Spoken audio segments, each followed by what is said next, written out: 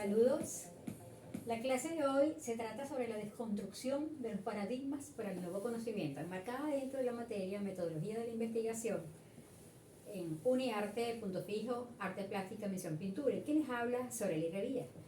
Para nosotros hablar de una desconstrucción de un paradigma tenemos que pasearnos por lo que es el conocimiento y por los diferentes enfoques que han habido al respecto.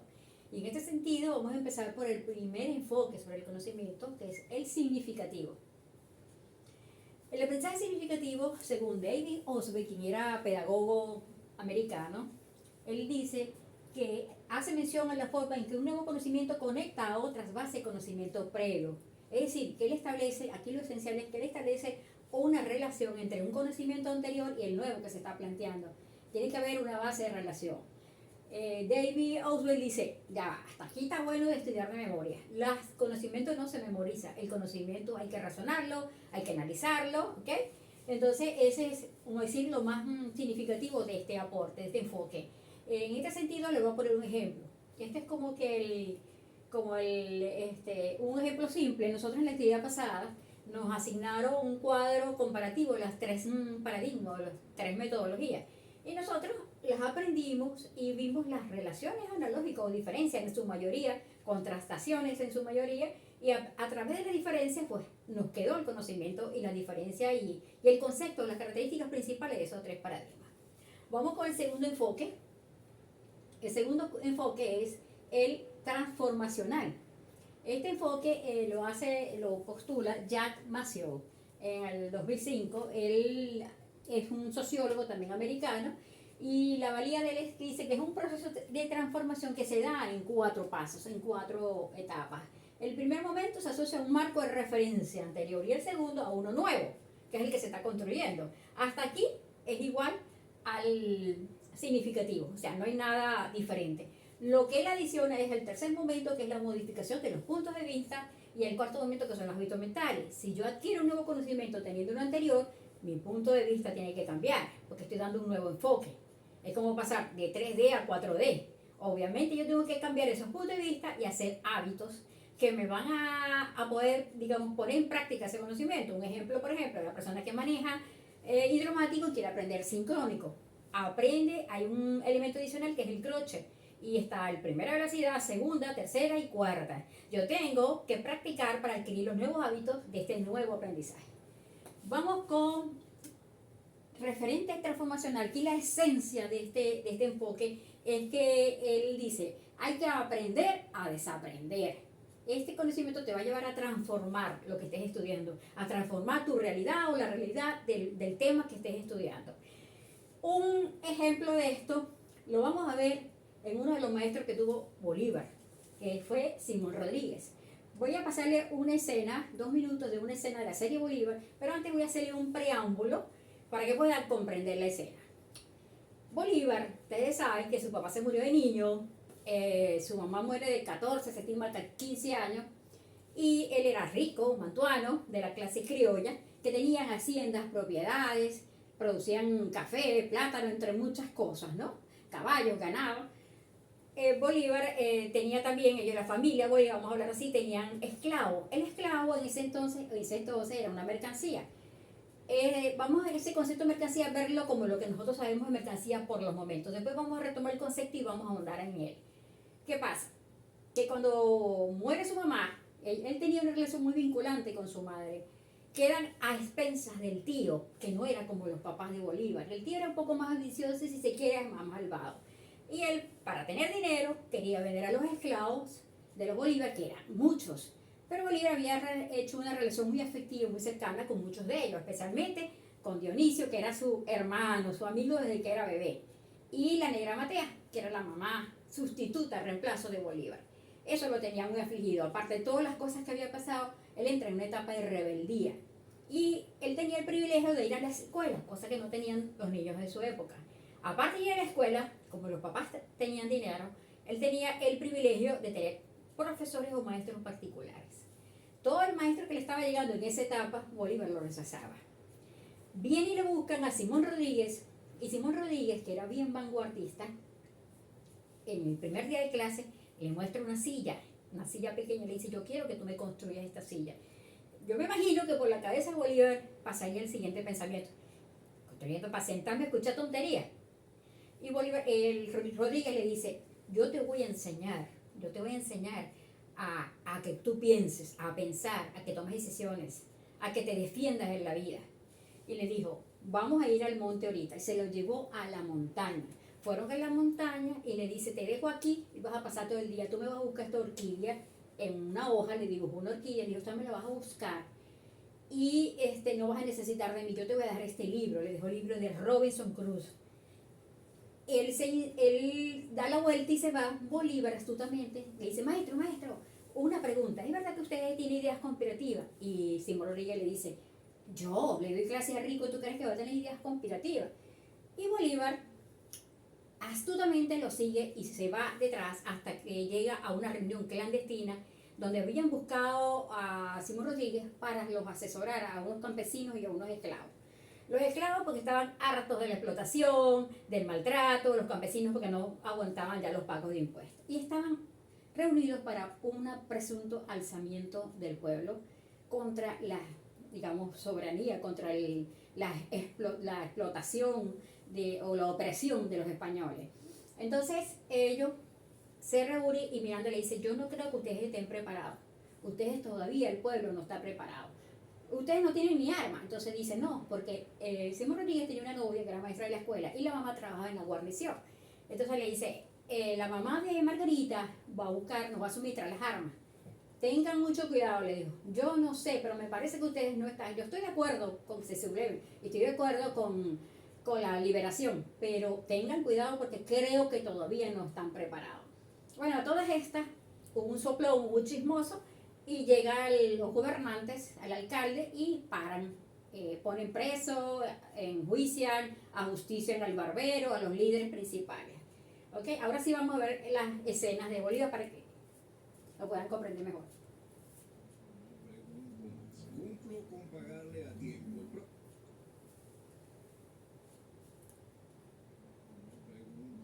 Cumplo con pagarle a tiempo. El próximo mes, por estos días, estaré pasando. Bien, le daré sus calurosas saludos. Por favor, no lo haga. Señor.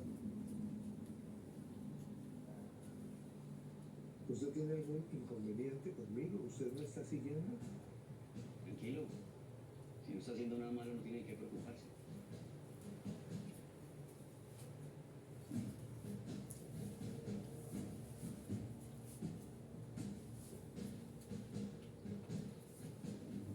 Vinieron los papás por los niños. Dijeron que esta era una escuela de primeras letras y que no estaban de acuerdo con la educación que se les estaba dando. Es peor para ellos, ¿no? Pero mire cómo me quedó mi silla. Después de esto puedo hacer hasta un escritorio. Pues bien, por lo menos usted aprendió algo. ¿Los demás? Yo estoy seguro que van a volver. No son tan brutos. ¿Y ellos no? ¿Sus papás? No sé. La inteligencia también es la capacidad de adaptarse a nuevas cosas y no veo mucho de eso por aquí. Bueno. Ahora sí creo que hasta aquí llegó esta escuela.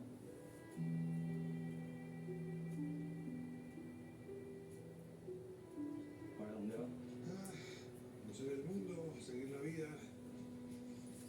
Mire, yo pensé que estábamos preparados, pensé que esto estaba maduro, pero evidentemente no es así. Yo me tengo que ir. ¿Qué? No. Usted tiene un contrato para educarme. Eso es cierto. Creo que lo cumplí.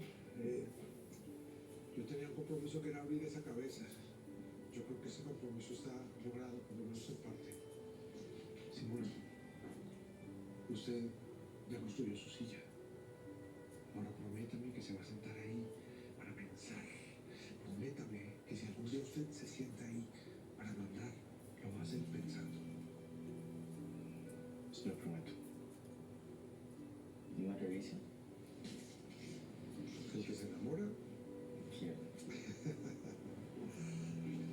todos los libros que quedan ahí son suyos. Pero son sus favoritos. No, y siguen siendo, pero yo ya los leí. Ahora es conveniente que los conozca usted. ¿Puedo acompañarlo? Bien, este es el conocimiento transformador, romper la cabeza, romper los paradigmas y abrirnos a aprender a desaprender. Vamos con el siguiente, el aprendizaje constructivista.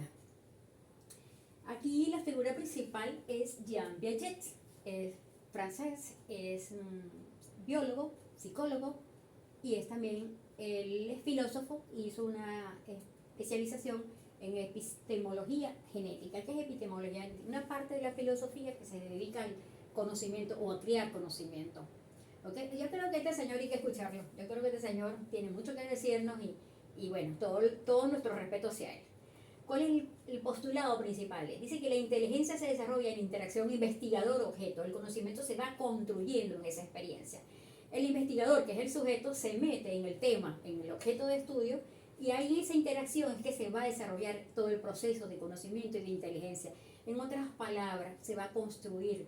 Es como que el artista que hace una obra, es como el arquitecto que hace un edificio, o sea, poco a poco se va a ir construyendo. En arte hay una corriente constructivista que lo siguen los rusos son muy de esta tendencia constructivista. ¿Okay?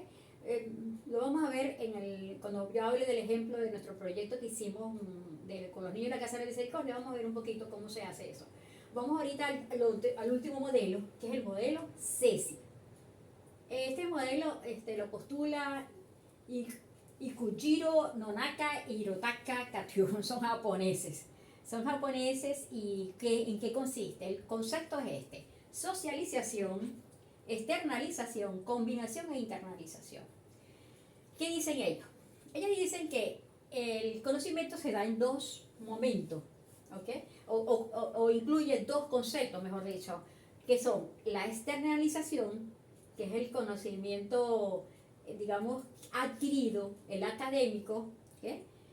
Vamos a decir, el conocimiento explícito, como en otras palabras, y el conocimiento de internalización, que es el que trae el individuo, el implícito. El conocimiento explícito está relacionado con lo que aprendemos y con lo que experimentamos. Yo voy a poner un ejemplo para que lo entiendan. En un banco contrata un promotor o un cajero, por ejemplo. Ese cajero y ese promotor puede ser que venga de técnico superior o una carrera profesional y venga con experiencia bancaria. Eso se llama el explícito, ¿verdad? Y hay un implícito que es que, por ejemplo, el cajero es educado, da los buenos días, atiende bien al cliente, le sonríe, le resuelve los problemas, le maneja las objeciones. Ese sería el intrínseco, el implícito, que está asociado a valores, a creencias, a cultura, a educación. Ellos dicen en ese modelo que esto se combina. La socialización tiene que ver con la empatía, la simpatía, ¿ok? Y que se tienen que combinar todos los elementos. Al combinar todos los elementos se da la pirámide, o mejor dicho, el espiral del conocimiento. Eso va a funcionar como una sinergia, esa espiral del conocimiento, ¿ok? Entonces ellos dicen que la importancia es que ese conocimiento es un activo intangible en el diseño de estrategia. Para ellos es básico ese modelo o ese activo intangible que sería la especialización, el conocimiento fusionado en ambas cosas que tiene ese individuo para establecer estrategias, para mantenerse en un mercado que es difícil y que es competitivo, ¿verdad? Y para innovar. Entonces, eso es un valor intangible. ¿Qué significa intangible? Donde una empresa tiene sus activos, hay activos tangibles que son el edificio, la estructura, lo mobiliario, los equipos, el dinero en el banco. Eso es tangible. Pero el intangible es, digamos, el software del individuo, el conocimiento, la experiencia, lo que sabe. Entonces dice que eso es muy valioso y que eso es lo que va a permitir, obviamente esto está adaptado a un modelo de negocio, un modelo de empresa.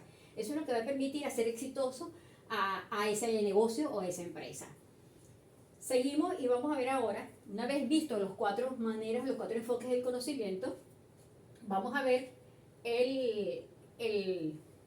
los paradigmas y las características y todos los atributos que podemos hablar de él.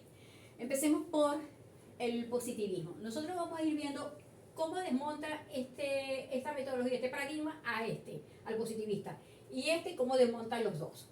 Vamos primero a respecto a este. El positivismo, ya sabemos que Augusto Comte, un filósofo, él surge ese concepto de positivismo porque él dice que en el mundo históricamente ha pasado el conocimiento por varias etapas. La primera etapa, la teológica. la teológica, donde todas las explicaciones se las daba el hombre a lo sobrenatural. Pudiera ser politeísta, fetichista, monoteísta, pero todo era explicado por lo sobrenatural. Luego pasa a la ontológica. La ontológica tiene que ver con la metafísica. Hay un Dios absoluto. En esas dos primeras etapas hay un caos. Hay un caos porque no hay un consenso, ¿verdad? Todo es la locura. O sea, ¿qué es esto? Todo tiene explicación en la naturaleza, en los dioses, ¿ok? Y luego Comte dice, había que pasar a la siguiente, que es la que él llama positivista, que es la etapa de la ciencia. Surge la astronomía, las matemáticas, la física, la química, la biología. Y él dice que todo tiene que ser pasado por un método científico para que sea ciencia, para que sea conocimiento. Y que eso lo llama él las ciencias exactas, las ciencias positivas, las ciencias concretas. De ahí viene el nombre. En el positivismo, dice Comte y muchos seguidores, que hay ahí consenso. Que por eso es que todo tiene que pasar por la ciencia, porque al haber consenso no hay caos, hay un entendimiento en el mundo. Ahora vamos a ver cómo el cualitativo desmonta el positivismo. Vamos a ver la característica. La realidad aquí es subjetiva y múltiple, aquí es objetiva, ya lo dijimos. Al investigador se supone libre de valores y sesgo. Aquí el investigador se involucra con la investigación a través de la interacción que hay. Y aquí voy a poner un ejemplo. Cuando nosotros desarrollamos nuestro proyecto comunitario, nosotros lo hicimos con los niños de Casa de la Misericordia. Esa institución le suministra alimentos a los niños del barrio Bellavista, ¿verdad? Nosotros empezamos y nos metimos, hicimos en las entrevistas y los audios que yo escuché, el equipo que trabajó en el campo de trabajo, yo le voy a hacer referencia a un par, ellos trabajaron en pares, a Johnny Sánchez y a Benismar. Johnny, yo escuchaba los audios de las preguntas que él hacía a los niños y realmente se involucró. Llega un momento que se tiene que involucrar el investigador con el tema, porque tú escuchas a esos niños con tantos problemas, con tantas carencias físicas y afectivas, y llega un momento que yo sentí que él se partió. Cuando los niños daban respuesta, a veces no sabían ni qué responder, y él quedaba así como que, papá, y no hallaba cómo hacer. Era como que un pollito mojado y él lo quería secar. Esto para referirme a lo que es involucrarse con el tema. Okay. Aquí hay formulación de leyes generales, ¿verdad? Obviamente, si estás trabajando con ciencia, la física, la ley del movimiento uniforme, la ley del movimiento acelerado, Einstein con su fórmula, la energía es igual a masa por la velocidad de la luz al cuadrado. Aquí siempre va a haber leyes formuladas. Aquí no. Aquí tiene valores y puede ser sesgado porque está dependiendo de un sujeto investigador que se involucra con el tema. Bueno, la explicación es más cómo se hacen las cosas en la ciencia, cómo ocurren los fenómenos. Aquí hay más causa que en el anterior. Ahora vamos con el interpretativo cualitativo, que es, aquí el objeto es el hecho social, el fenómeno natural. Allá es la acción social, porque es el hombre y su entorno, es el hombre y su problema, el problema que le acontece a él, a su comunidad o al mundo.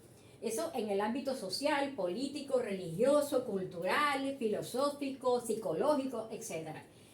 Dentro de lo que es el objeto del cualitativo, hay las siguientes características. Hay una elección del tema, hay un diagnóstico, yo tengo que escoger el tema, la problemática, tengo que hacer un diagnóstico que está pasando allí, tengo que tener objetivos que van con mi tema principal. Hay un objetivo principal que son los que van a lograr que ese problema se solucione, y los secundarios que son los que coadyuvan al principal.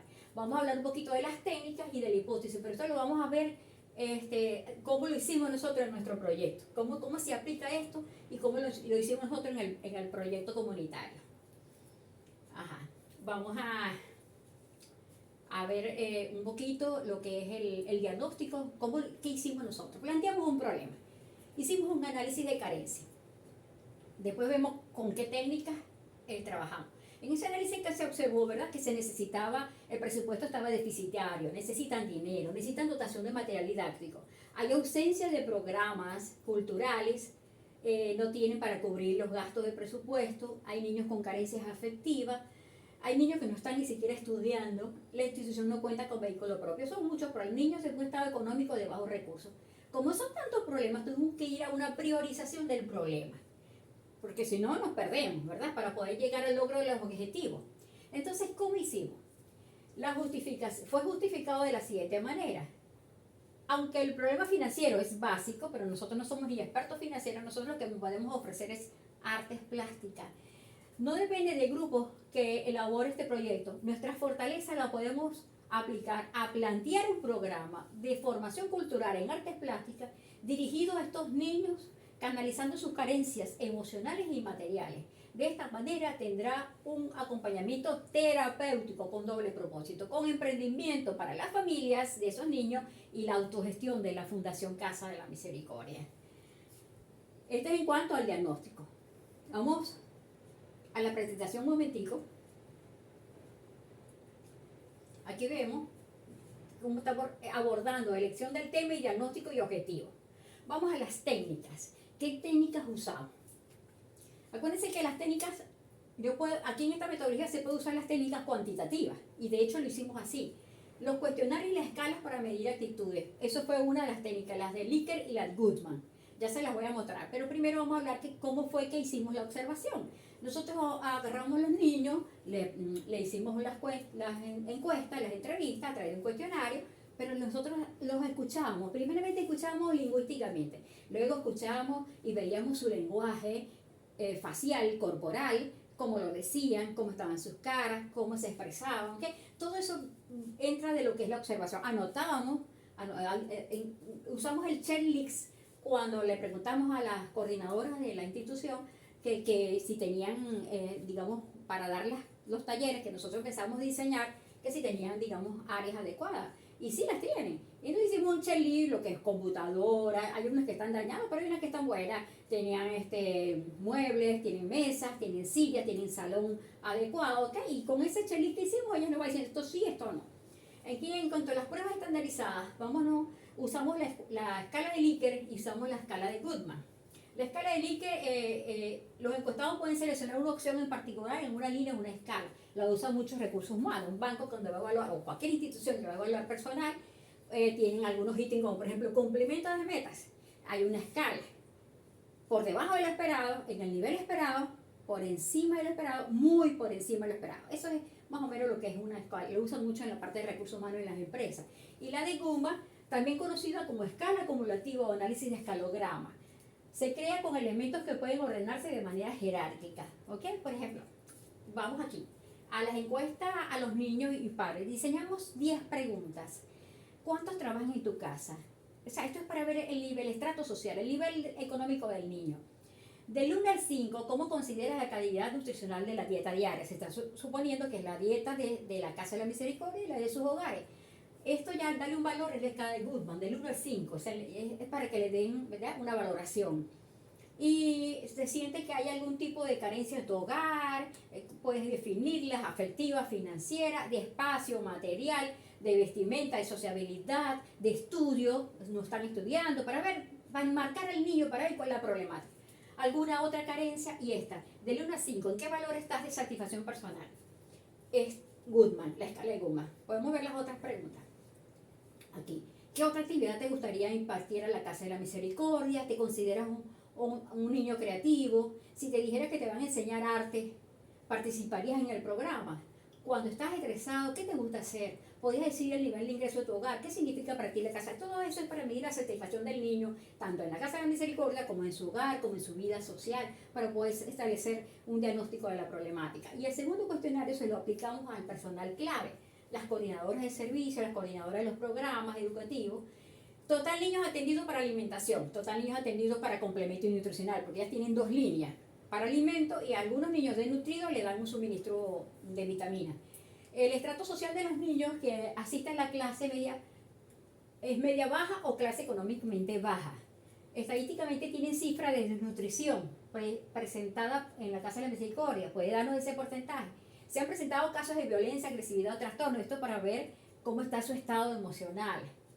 Podría darnos una cifra. Tienen un psicólogo orientador. Aparte de la educación en la fe, tienen otro programa educativo. ¿Hay alguna otra fuente de financiamiento aparte de la Asociación Venezolana de Educación Católica y donación de empresas? Es la única fuente de ellos. No tienen más fuentes de ingreso.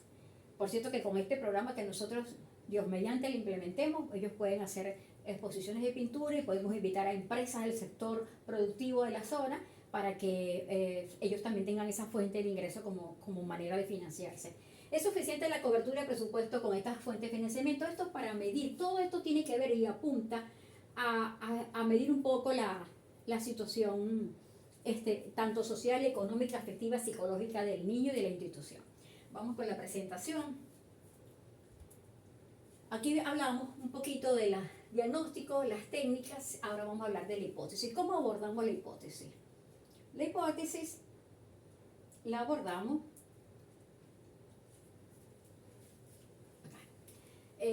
uso del arte como medio para mejorar y recuperar la salud mental. Esa es nuestra hipótesis, la cual validamos de la siguiente manera. O sea, tiene lógica. Uso del arte como medio para mejorar o recuperar la salud, porque son niños con situaciones afectivas en desventaja.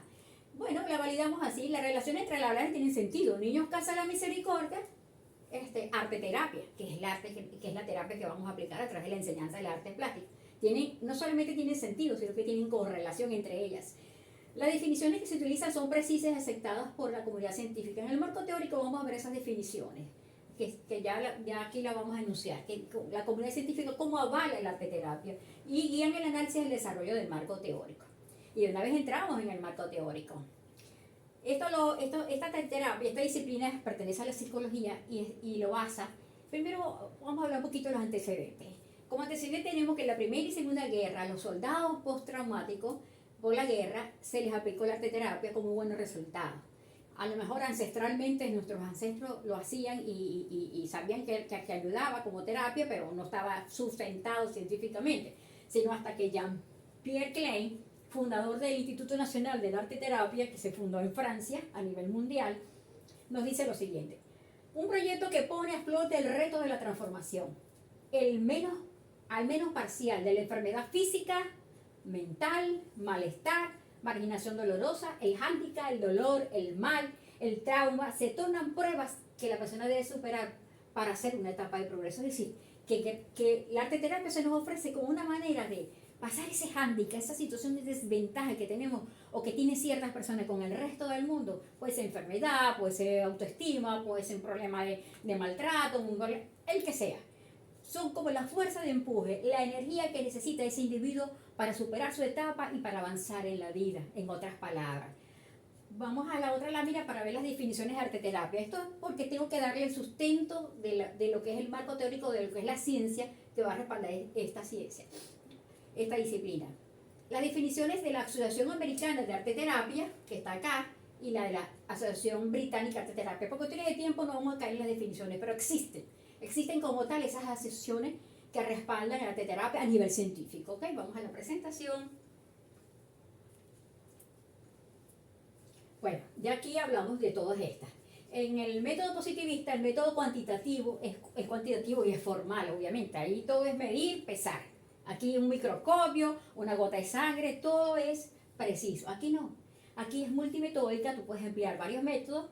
De hecho, las encuestas las diseñaron en el método positivo y se aplican aquí también. Es importante la observación, ya vimos por qué es importante, conceptos cualitativos, que es todo el marco teórico que está respaldando nuestro proyecto, las decisiones que se realizan junto con la recolección de datos, tú vas recogiendo datos, vas analizando y de una vez vas abordando el tema, vas construyendo, aquí está entre el aprendizaje constructivista, vas construyendo como un artista tu investigación. Y importancia de la opinión de los participantes, por eso es que hicimos las encuestas a los niños, a los representantes, al personal clave de la institución. Y el marco teórico, que ya lo dijimos, revisamos la literatura. El investigador se sumerge en la realidad para conocerla. Tienes que meterte y ahí mismo, tú mismo vas a dar la solución. Vamos con lo que es la diferencia entre el método deductivo que se aplica aquí en el positivismo y como el inductivo que desmonta cómo se aplica para comprender el conocimiento. Vamos al documento de la diferencia de deductivo e inductivo. Más adelante, acá está. El método deductivo cabe señalar que es la conclusión obtenida, en otras palabras, tú partes de dos supuestos lógicos que afirmas algo y el método deductivo se aplica cuando tú vas a llegar a una conclusión general, pero a partir de esos supuestos lógicos. Por ejemplo, si tú dices que los gatos maullan como un primer supuesto lógico y mi gato maulla cuando tiene hambre, entonces ¿cuál sería el método deductivo? ¿Cómo lo aplicamos ahí? Conclusión general, los gatos maullan cuando tienen hambre. Yo les voy a dar un ejemplo que en economía En economía se aplica mucho el método deductivo. Se aplica, pero bastante. En economía, nosotros cuando estudiamos análisis económico vimos los diferentes mercados. En los diferentes mercados tú puedes ver el mercado monopolio, el oligopolio, el de competencia perfecta, el de los carteles, que es el de la droga, ¿verdad? Pero yo le voy a poner el del monopolio, que es el más sencillo. En un mercado de monopolio, ¿qué significa monopolio? Que hay un productor, que hay un oferente, hay una sola empresa que produce, o industria que produce, y los demás son demandantes, y los demandantes son muchos. En un mercado, por ejemplo, el CanTV. CanTV es un monopolio, porque solamente hay uno que ofrece, porque lo demás es telefonía móvil. Estamos hablando de telefonía fija, ¿verdad? Entonces, el uno que produce, ¿cuáles serían los postulados lógicos? Una empresa, ante una empresa que produce, que sería un solo productor, y una cantidad de demandantes, la conclusión o el método deductivo sería los precios en un mercado de monopolio, los precios son fijados por el monoproductor o por el único productor. Esa sería la aplicación del método deductivo en este análisis de este mercado. Es algo así tan sencillo. Ahora vamos a ver la diferencia con el inductivo. El método inductivo parte de los hechos, de la observación, que fue lo que nosotros hicimos en la Casa de Misericordia. Observamos y de esa observación escuchamos, partimos, ¿verdad? Y llegamos a una conclusión general. En el caso, un caso común y corriente, una señora se muda a una casa nueva y ve que todos los días pasa el camión de la basura a las 11 del mediodía. Si ella ve todos los días que pasa el camión de basura, ella llega aplicando el método inductivo, que es por observación, por la experiencia. Ella dice, bueno, el camión de la basura siempre pasa por la calle a la misma hora, a las 11 del mediodía. Esa es una aplicación sencilla. Esto aquí, en la economía, bueno, continuando la aplicación del método deductivo en economía, vamos a ver lo que sostiene no solamente la escuela austríaca, toda la escuela europea completa lo sigue. El valor de un bien, afirma, se sostiene que el valor de un bien depende del nivel de satisfacción que brinda ese bien al individuo. Esa es una premisa base, ¿verdad?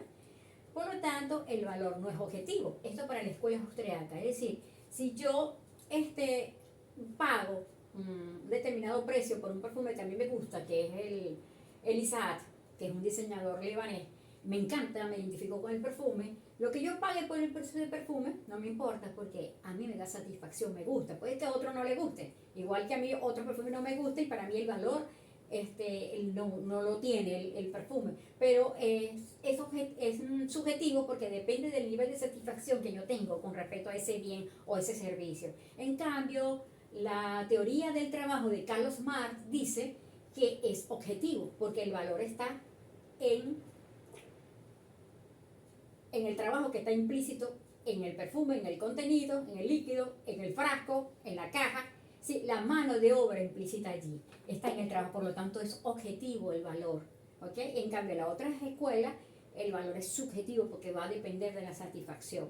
Esto es muy importante para lo que vamos a ver en la presentación, porque ya vamos a empezar a desmontar con el materialismo histórico los anteriores. Carlos Marx, que es un filósofo, es sociólogo también, que es sociólogo, filósofo, periodista, escritor. Carlos Marx agarra y dice, inventa y crea esta nueva metodología o este nuevo paradigma que se llama materialismo. Lo llama materialismo histórico porque dice, tradicionalmente en el mundo, en la historia, el modelo que él observa, que se ha hecho, que ha producido la economía, es un modelo materialista. ¿Por qué? Porque es un modelo desde que se hace el producto, digamos, el bien o el servicio, se fabrica hasta que produce la riqueza, que es el dinero. Y él lo considera que es muy materialista y que eso siempre ha estado en la historia, por eso le dice histórico. Cuando la etapa feudal de la economía, vamos a hablar la precapitalista, la gente sembraba su cultivo, sus granos, sus frutas, sus gallinas, sus vacas, sus bueyes, etc., para autoconsumo. Lo que le quedaba se lo llevaba al dueño, el señor feudal, el dueño de la tierra, o al rey, dependiendo del sistema que imperaba en el momento. Eso es un sistema precapitalista. Si una persona necesitaba algo más del excedente, hacía un cambio, un trueque. Si necesitaba café y no tenía, con lo que le quedaba, hacía el cambio. O un vestido, unos zapatos. ¿Okay? Luego vino el modelo de riqueza pues era el hacendado, después vino el oro, se cambiaba por onzas de oro, hasta que apareció el dinero, la acuñación de monedas y el dinero papel. Entonces, pero siempre ha sido el mismo esquema de producción, por eso lo llama materialismo histórico. Eso es el precapitalismo, pasa el capitalismo, entonces ¿qué hace Marx? Analiza el sistema capitalista desde el principio hasta el fin. Se mete en la médula de la estructura del capitalismo. Y dice, explica las estructuras de poder que condicionan las conductas sociales. Él dice, hay una estructura de poder en ese modelo, que es el dueño de los medios de producción, que es el empresario, el industrial, que es dueño del capital, de las máquinas, de la tierra, de todo, la fábrica, hasta el que trabaja, el que incorpora la fuerza de hombre. Y esa estructura, domina el dueño de los medios de producción, que lo llama burguesía, y al trabajador lo llama proletariado, domina . Entonces dice, la intención es destruir esa estructura. No está de acuerdo con esa estructura y hay que acabarla. Y habla de la dialéctica, que se refiere a la lucha de los contrarios. Todo lo que tenga que ver con dialéctica es porque vamos a hacer el análisis de la oposición. Puro contrario, puro lo opuesto. Acá el objeto, la estructura coercitiva que condiciona a los hombres. O sea, aquí se estudia todo aquello que oprime al hombre. ¿Okay? Todos los problemas van a estar orientados a esa necesidad. Y el método dialéctica, que puede aplicarse tanto el cualitativo como el cuantitativo y la misma dialéctica. Pero vamos a entrar un poquito en lo que es el método, a analizar lo que es el método de la dialéctica. La estructura dialéctica consta de una tesis, que es, en este caso, él estudia el capitalismo. Él dice que hay unas relaciones de producción entre los dueños del capital y el proletariado. Hay unas relaciones entre ellos que es oprimente. Él incluso dice que crea el concepto de lo que es la plusvalía. La plusvalía, como le dice la palabra, un valor plus extra del valor, que el trabajo no era suficientemente remunerado, porque a veces se trabajaba sobre tiempo y para él había una parte que no estaba siendo bien pagada. Y aparte de eso, él partía de la teoría de que en el tiempo, una mercancía dada con el tiempo vale más porque es así por el valor monetario. Entonces él dice que había una parte que no era suficientemente remunerada y de ahí se agarra con el concepto de plusvalía, analiza esas estructuras, esa es su tesis. El capitalismo, hay una opresión, es esclavizante, el trabajador que trabaja para esos dueños de los medios de producción, y crea su antítesis. Y su antítesis, que es lo contrario al otro, dice, no, esto no puede ser, esto hay que cambiarlo, esto no puede seguir. Para que haya un resultado feliz en la humanidad, hay que crear un nuevo modelo. Entonces, después de la tesis y la antítesis, llega la síntesis, que es la fusión de ambos. La síntesis es como decir, esto es negativo y esto es negativo y esto sí es positivo. Un ejemplo, esa es como la lógica, menos por menos da más. Si esto es negativo, si yo digo, los perros no son blancos, yo estoy diciendo que los perros son de cualquier color menos blanco. Pero si yo digo, no, los perros no son blancos, yo estoy diciendo, no, los perros son de cualquier color menos blanco. Entonces estoy diciendo que son blancos, por lógica. Eso es la síntesis, es la parte positiva. Es decir, está esta problemática, pero yo les ofrezco este modelo, que es el modelo socialista, donde él consideraba que había una justicia social y que se le daba justo valor al trabajo incorporado en todo el modelo ese capitalista. Artísticamente, esto se ve reflejado de la siguiente manera. Lo podemos ver aquí, la tesis es lo negro, la antítesis es lo blanco y la síntesis es lo gris. Se fusionan los dos y dan ese resultado. También este es otro ejemplo, el yin y el yang. La tesis es la noche, la antítesis es la mañana y la suma de los dos es el día. Esto para hablarlo en un lenguaje plástico, ¿verdad? Ya como conclusión podemos decir lo siguiente, que los modelos vistos anteriormente asumen una impronta asentada en un paradigma. Cada uno tiene su particularidad y su importancia y explicó los fenómenos del momento, ¿ok? Y que la desconstrucción de un paradigma implica el salto que se da de una vieja paradigma a uno nuevo. Esa es la desconstrucción, lo que hemos venido haciendo. Dado que los paradigmas sufren cambios al tener que adaptarse a nuevas realidades, tenemos que actualmente los nuevos paradigmas deben explicar lo siguiente. Los paradigmas tienen que pasar porque van surgiendo nuevos elementos, nuevas realidades, nuevas complejidades, y tiene que haber otra manera de analizar y de ver las cosas. Los paradigmas de hoy en día, señores, son la globalización.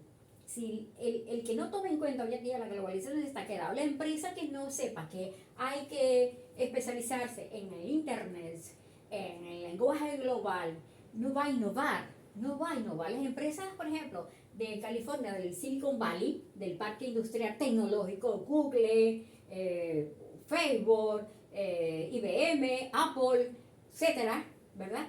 Que no estén metidos en ese conocimiento. Hoy se hace una computadora, el mes que viene está obsoleta, se hace un celular, el mes que viene está obsoleto. El que se quede en el aparato, en otras palabras, pues no va a mantenerse en el mercado. Por eso es que es importantísimo abordar el tema de la globalización, el tema de la competencia, las personas que, lo que decía el modelo CECI, el inactivo intangible, que no se busque los expertos, que no se prepare, que no estudie, que no conozca bien tanto la economía local como internacional, como el mundo cómo se mueve, la geopolítica, etcétera, se va a quedar atrás porque tiene que mantenerse en ese mercado. Hoy en día está un Twitter. Cuando Donald Trump tuiteaba, se caían el precio de la bolsa de valores en Nueva York. Entonces, son cosas que hay que tomar en cuenta y que hay que tener, igual que el capital humano, importantísimo. Si el capital humano no se prepara, si no invierto en un capital humano, si no se desarrolla el capital humano, se queda la empresa atrás. Entonces, son los nuevos paradigmas hoy en día. Pero aquí lo más importante es la conclusión particular que yo les quiero dejar, que es una manera de reflexión también. Motivarlos a que dejemos la flojera mental y empecemos a construir nuevos paradigmas que expliquen las nuevas realidades. Carlos Marx se quedó obsoleto con eso del valor del trabajo. Explicó la realidad de su época, sí, porque era la época industrial, era la época de la revolución industrial, y donde sí tal vez se llegó a oprimir al hombre. Hoy en día las sociedades avanzadas y neutralizadas, el hombre, el ser humano, el capital humano está mejor remunerado, puede tener un buen nivel de vida. Hay países donde viven un nivel de vida, y hay otras fuerzas coercitivas que no es precisamente la relación laboral, sino otro tipo de fuerzas. Entonces, la idea aquí es que vayamos pensando, si bien nosotros, si bien nuestros hijos eduquemos a una sociedad, a unos individuos que vayan, digamos, abriendo el camino a la construcción de nuevos, que ni siquiera a lo mejor van a ser paradigmas, de repente no son paradigmas, son modelos abiertos, flexibles, donde se explican las nuevas realidades. Y en este particular, pues me voy a referir a la serie, a los pequeños minutos de serie que vimos de Bolívar, Simón Rodríguez. Se trata de romper la cabeza, se trata de romper los paradigmas, se trata de construir nuestras sillas, pero construir nuestras sillas para resolver los problemas, tanto individuales como nacionales, como de la humanidad. Construir y pensar y tomar buenas decisiones. Hoy en día está en una situación geopolítica en Ucrania, Rusia quiere invadir, se mete la OTAN, hay países aliados. Si nosotros tuviéramos una conciencia global de lo que significa un nuevo orden social, que esa es la idea, nuevos modelos que expliquen un nuevo orden social, este tipo de cosas no se vieran, donde se respetara la política de cada quien, ¿verdad? Pero vayamos a un nuevo orden social que no nos lleve al caos, sino al orden, al entendimiento entre los seres humanos. Y esta sería mi última conclusión para ustedes.